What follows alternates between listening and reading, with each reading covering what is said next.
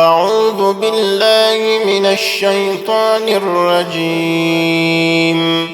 بسم الله الرحمن الرحيم. الرحمن علم القرآن خلق الإنسان علمه البيان. الشمس والقمر بحسبان والنجم والشجر يسجدان. والسماء رفعها ووضع الميزان ألا تطغوا في الميزان وأقيموا الوزن بالقسط ولا تخسروا الميزان. والأرض وضعها للأنام فيها فاكهة والنخل ذات الأكمام والحب ذو العصف والريحان فبأي آلاء ربكما تكذبان. خلق الإنسان من صلصال كالفخار وخلق الجان من مارج من نار فبأي آلاء ربكما تكذبان. رب المشرقين ورب المغربين فبأي آلاء ربكما تكذبان.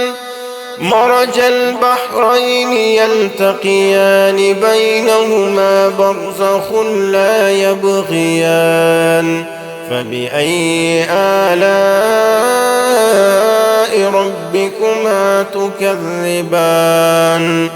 يخرج منهما اللؤلؤ والمرجان فبأي آلاء ربكما تكذبان. وله الجوار المنشآت في البحر كالأعلام فبأي آلاء ربكما تكذبان. كل من عليها فان ويبقى وجه ربك ذو الجلال والإكرام فبأي آلاء ربكما تكذبان. يسأله من في السماوات والأرض كل يوم هو في شأن فبأي آلاء ربكما تكذبان. سنفرغ لكم أيها الثقلان فبأي آلاء ربكما تكذبان.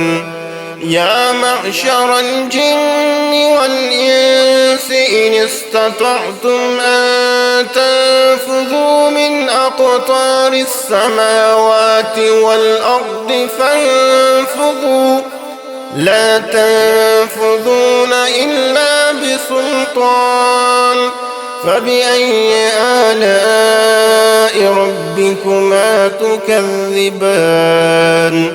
يرسل عليكما شواظ من نار ونحاس فلا تنتصران فبأي آلاء ربكما تكذبان. فإذا انشقت السماء فكانت وردة كالدهان فبأي آلاء ربكما تكذبان. فيومئذ لا يسأل عن ذنبه إنس ولا جان فبأي آلاء ربكما تكذبان. يعرف المجرمون بسيماهم فيؤخذ بالنواصي والأقدام فبأي آلاء ربكما ربكما تكذبان هذه جهنم التي يكذب بها المجرمون يطوفون بينها وبين حميم آن فبأي آلاء ربكما تكذبان ولمن خاف مقام ربه جنتان فبأي آلاء ربكما تكذبان ذواتا أفنان فبأي آلاء ربكما تكذبان فيهما عينان تجريان فبأي آلاء ربكما تكذبان فيهما من كل فاكهة زوجان فبأي آلاء ربكما تكذبان متكئين على فرش بطائنها من استبرق وجنى الجنتين دان فبأي آلاء ربكما تكذبان فيهن قاصرات الطرف لم يطمثهن إنس قبلهم ولا جان فبأي آلاء ربكما تكذبان كأنهن الياقوت والمرجان فبأي آلاء ربكما تكذبان هل جزاء الإحسان إلا الإحسان فبأي آلاء ربكما تكذبان ومن دونهما جنتان فبأي آلاء ربكما تكذبان مدهامتان فبأي آلاء ربكما تكذبان فيهما عينان نضاختان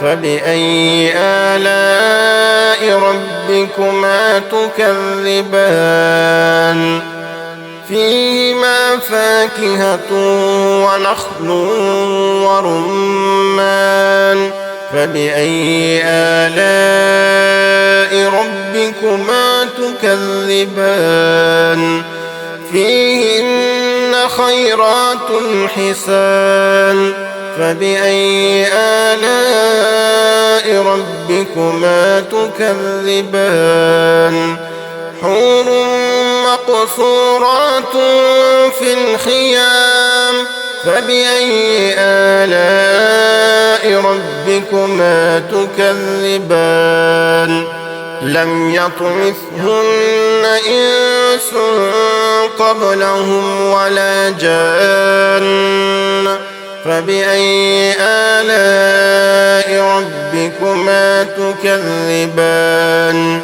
متكئين على رفرف خضر وعبقري حسان فبأي آلاء ربكما تكذبان تبارك اسم ربك ذي الجلال والإكرام